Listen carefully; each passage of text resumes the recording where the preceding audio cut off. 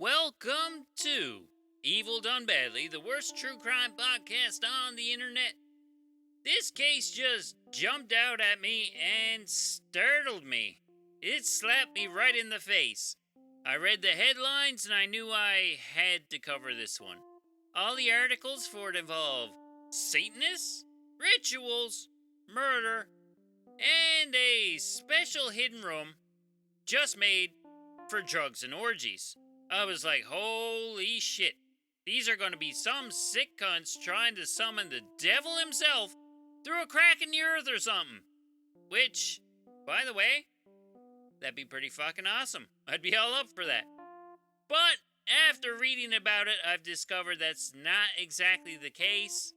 And the Satanists are not the sick fuckers in this story. And it'll all make sense in the end. So grab a beverage, hold on to your arse, or someone else's, as long as it's consensual, and let's hear the theme song.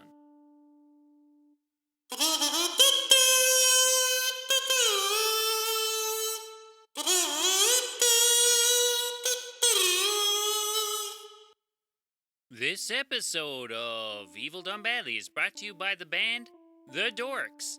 That's Dorks with a Z. And their hit summertime anthem, Summertime Motherfucker. Let's take a listen. Summertime motherfucker, it's time to race around in summertime motherfucker. Cruising with the top down, summertime motherfucker. I'm rolling down the street in summertime motherfucker. Soaking up the heat in summertime motherfucker. Get outside motherfucker. Summertime. Jesus, is that ever groovy. I'll play the whole thing at the end, and in the meantime, it's available on all major streaming services. And when you're done catching some rays on your finely toned beach body, go ahead and sign up to the Wide World of Paranormal Investigations group on Facebook. Over there, well, they've got over 12,000 members, just waiting to welcome you to the silliness. Now let's get back to the show. In the 1970s, Charles Scudder was a professor of pharmacology at Loyola University in Chicago. He was teaching full-time and doing all kinds of fancy research in his free time. He was, by all accounts, a pretty bright dude.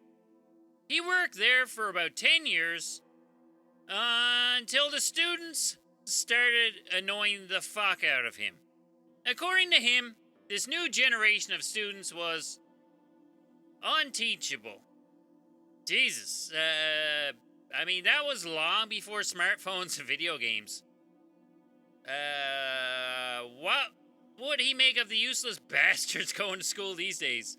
I mean, I'm not judging anyone here for being a useless bastard. I was a useless bastard when I was in school, and the only distraction I had was a Super Nintendo.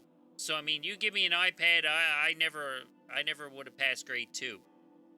Now, Charles was fed up with the catty politics of university life, the aforementioned useless sacks of crap that he calls students, and on top of that, his second marriage fell apart.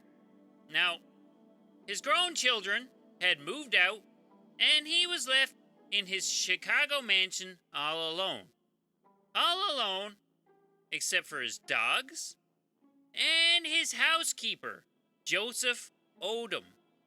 Joe was about a decade younger than Charles, and he had a 5th grade education.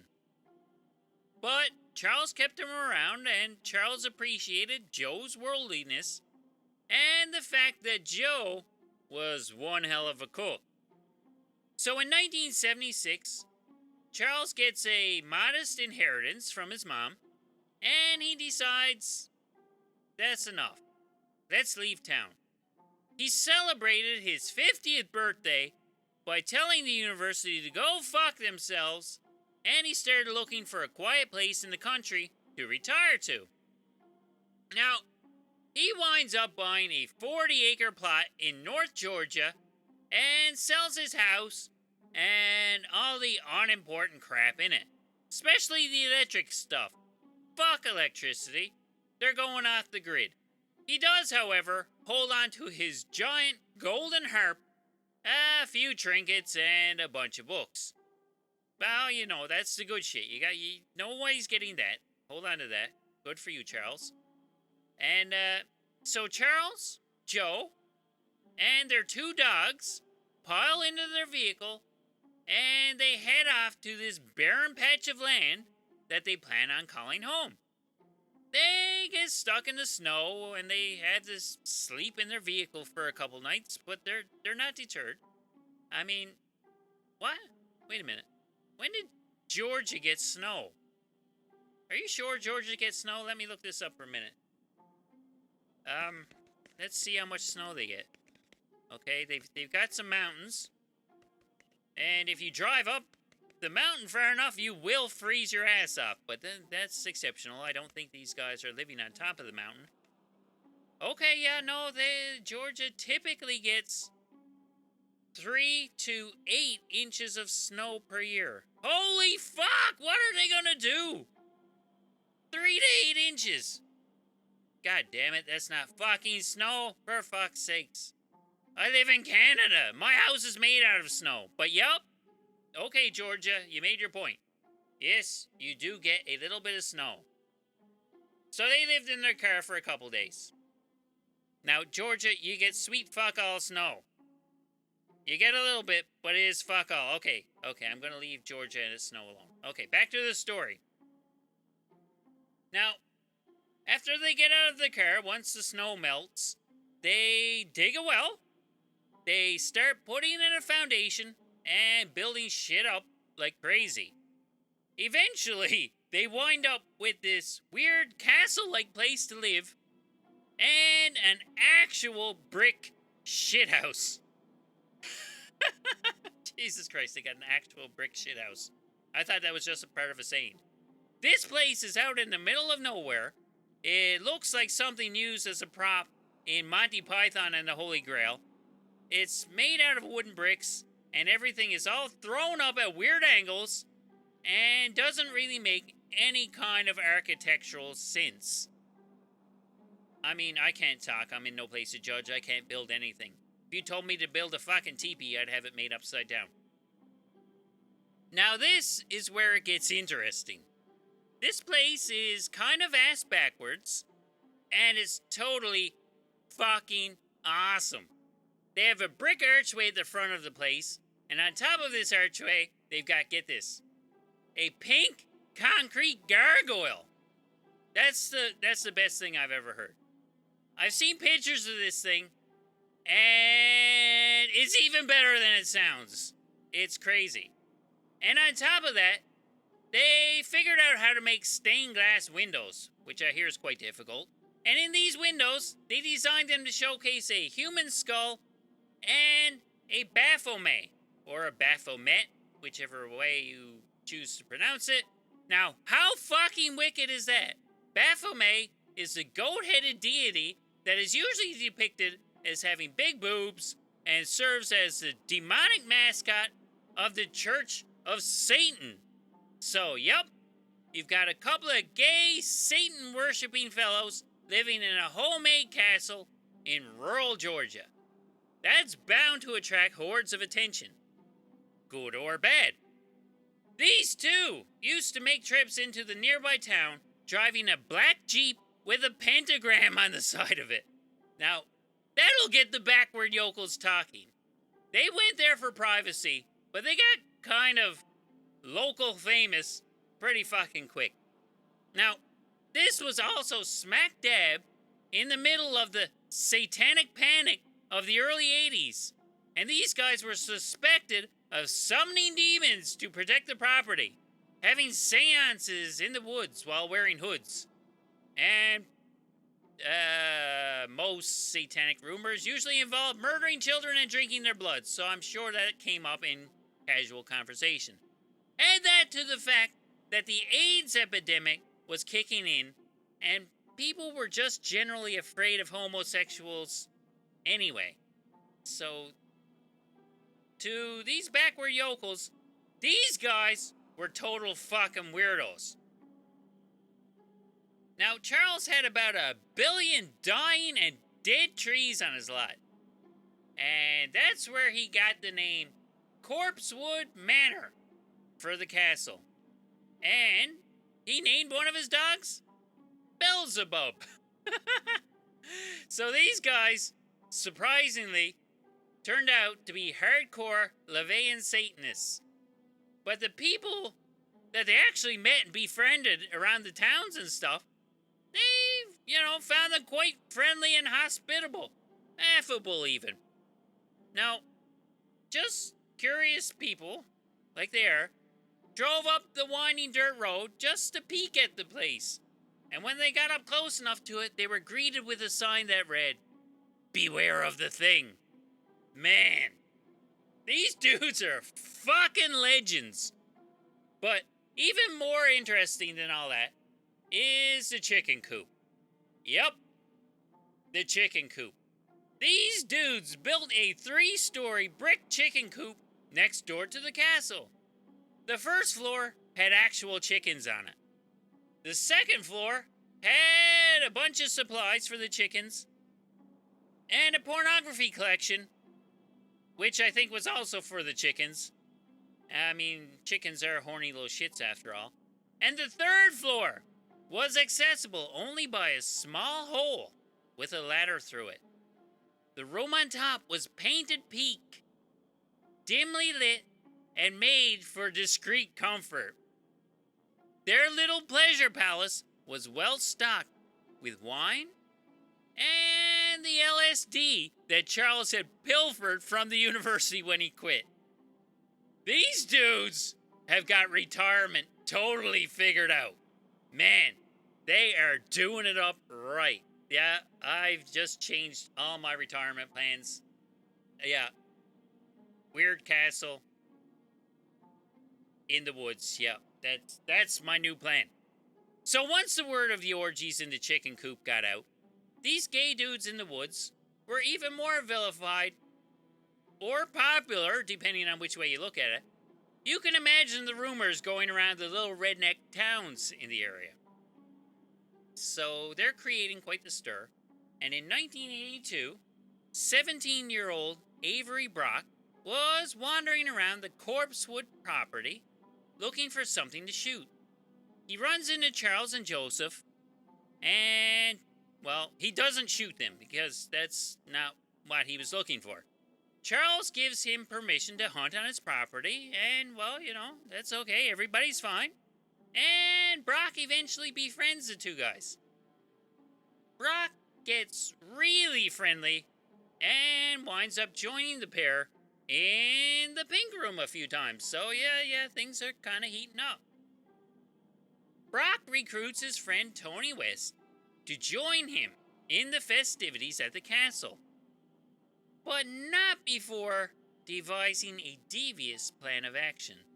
See, between the castle, the wine, the LSD, the chicken porno, and the gay sex, Brock came to the conclusion that Scudder and Odom must be stinking, filthy, rotten rich with cash, and they should try and take it for themselves. So this plan involves extorting the cash from Charles and Joe before fleeing to Mexico. And on December 12th, 1982, Brock and West recruit a couple of teenage friends and they make their way to the castle. These teenage friends are not part of the plan. They just want to see what the big deal is with the pink room. They just want to get high and have some sex. But that's not quite going to work out. So Charles sees the crowd. Yeah, great. More the merrier. He invites them all in, and they have a nice meal prepared by Joseph because he's good at it. Afterwards, everyone but Joseph makes their way to the chicken coop in order to get fucked up and frisky. Now, Joseph stays behind because, well, he made the meal and I guess he's stuck cleaning it up too. And Brock tells everyone that he's going back to the car to get another mason jar of moonshine that he brought with him. So he leaves the pink room, and he eventually comes back. He comes back with his rifle, and him and Wes jump, and they incapacitate Charles and hold a knife to his neck, all the while demanding that he hand over all of him and Joseph's money. And it's like, huh? Charles tells them they have fuck all money. And what little was left, after, I just built a castle in the woods, what little I have left is now in a bank. This is an unacceptable answer. And Brock goes back to the castle with the rifle. Now, Brock goes back alone, and he leaves Wes in the pink room to keep an eye on Charles and the two teenagers. And the teenagers are... wow. They're like, what did we get ourselves dragged into? And they are totally questioning their friendship choices by now. They are, well, shitbait. Brock goes back into the castle, tracks down Joseph, which wasn't hard, because I'm pretty sure he was doing the dishes at the time. There was probably a lot of them. And Brock just shoots him in the head with the rifle. A few seconds later, he would shoot the two dogs as well. Now, upon hearing the commotion from the castle, Wes herds the three captives down over the ladder, and they all make their way inside. Brock, again, tries to persuade Charles to hand over all his money, which Charles had already told him doesn't exist. And once Charles realizes what this cunt had just done to his partner and his dogs, well, he flips out and bolts away from Wes, who could no longer restrain him. And of course, they're all in by now, so Brock wastes no time in shooting Charles dead as well. So now there's no one left alive to hand over the riches, and Wes and Brock decide to ransack the place in hopes of finding a hoard of cash. They never do find any stash, so they grab whatever they think has any value, and they take off with Charles's Jeep. They even attempted to steal the golden harp, but it was too big to fit in there with all the other stuff that they'd taken. So they left it on the ground and took off back to their trailer. Now, there is the little matter of these two teenagers who have witnessed the whole thing. So Brock and Wes promised to kill them if they spilled the beans on the murder. Now, why they got these two extra people involved in this is totally fucking dumb. That's two extra stupid teenagers who know everything, and they're gonna run straight to the cops first chance they get. So, Brock and Wes are a couple of big fucking dummies. Not to mention, they are now driving around in the most nondescript vehicle ever. A black Jeep with a pentagram on the side of it. Stupid dicks. These morons drive through the night and decide to swap out their vehicle for something not quite as distinctive, so at least they caught on to that. They probably ran out of gas, too. They find 26-year-old Kirby Phelps having a nap in his Toyota at a rest stop.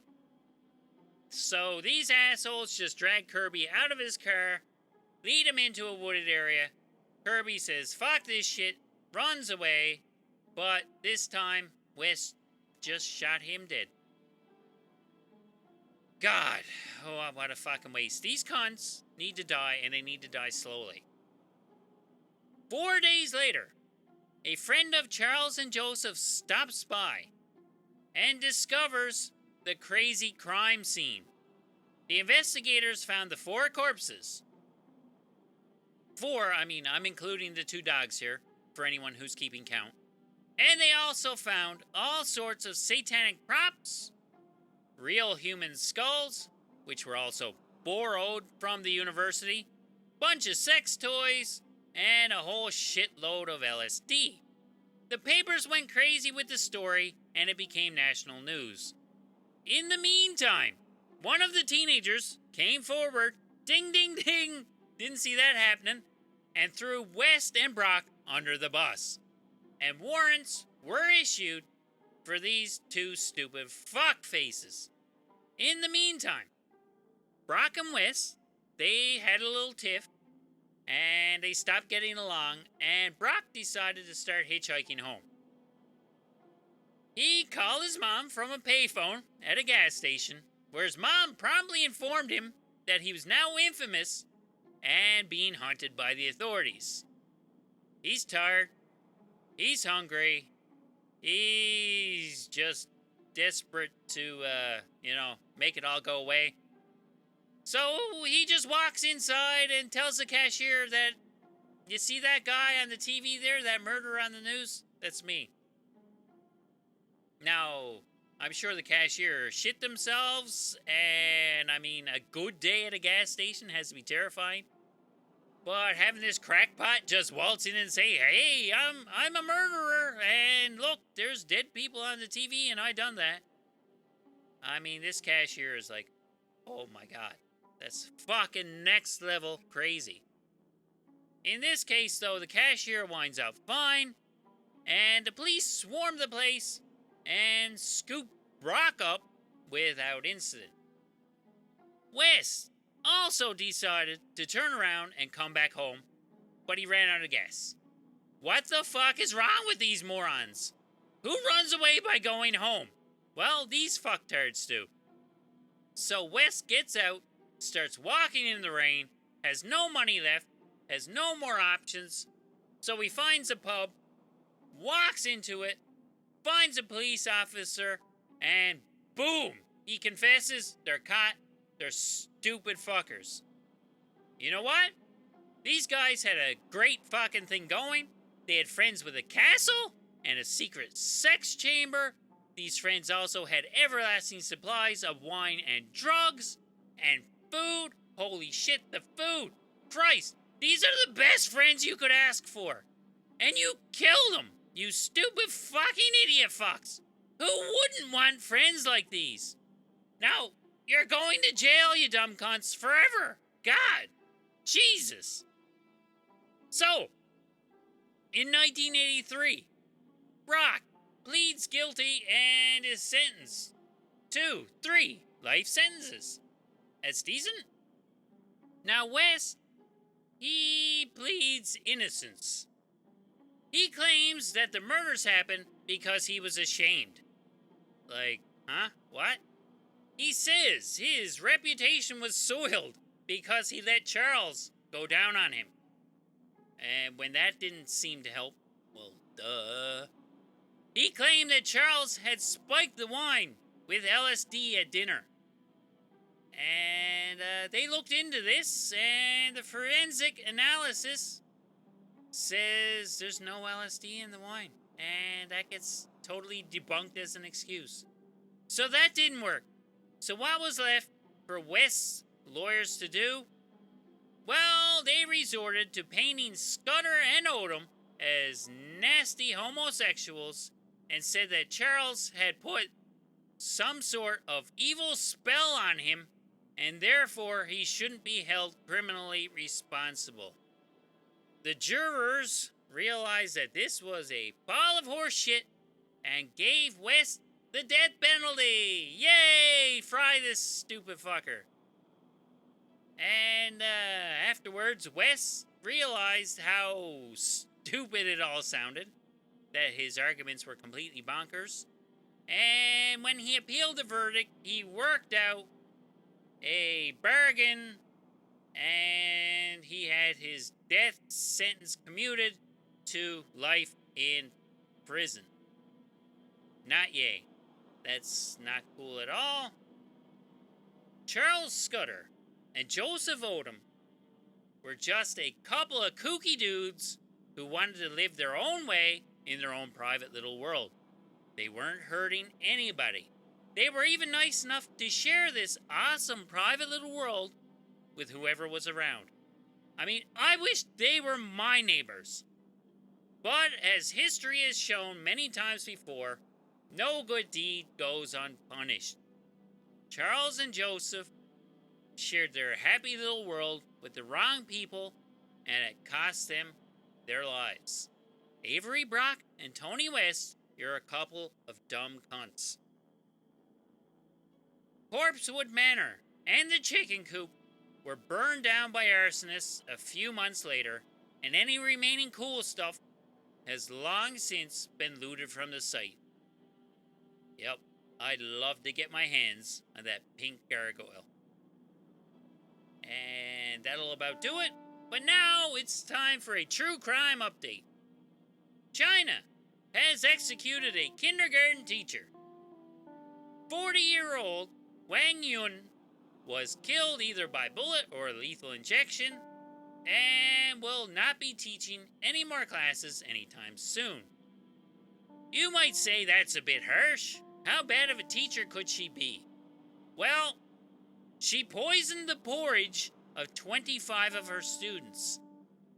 That's how bad she can be. She's fucking terrible. Now, all but one student did recover. One poor little shit, he died 10 months later from multiple organ failure. It's a fucking tragedy. Now, she also tried to take out her husband, but he did recover as well. She appealed the death sentence, but she lost. Apparently, China carries out thousands of these executions a year, so it sounds like anybody appealing a death sentence, things are not looking good for you. But in her case, it looks good on her. She's dead. Yay! All child poisoners should be executed. And just as a fun fact, China executes more people every year than the whole rest of the world combined. They got it right. And there you have it. Another crappy episode of the worst true crime podcast ever, Evil Done Badly, is in the books. If you would like to reach out and suggest future episode topics, we can be reached on Twitter or Instagram at Evil Done Badly, or by email at evildonebadly@gmail.com. And if you would like to support the show, you can check out the Evil Done Badly True Crime Compendium Volume 1 book over on Amazon. It's available for free on Kindle Unlimited, or available to purchase as an ebook or paperback. So thanks for listening. My name is Dick, and I hope to see you next time. Thanks again. Bye-bye.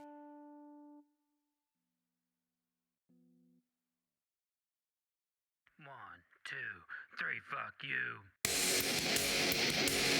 Sun is out, motherfucker. Summertime, motherfucker. It's time to race around in summertime, motherfucker. Cruising with the top down, summertime, motherfucker. I'm rolling down the street, it's summertime, motherfucker. Soaking up the heat, it's summertime, motherfucker. Get outside, motherfucker. Summertime, motherfucker. I'm getting in the pool, summertime, motherfucker. And it's time to freeze the jewels, summertime, motherfucker. That's what I'm about, summertime, motherfucker. And I'm letting it hang out in summertime, motherfucker. Get outside, motherfucker.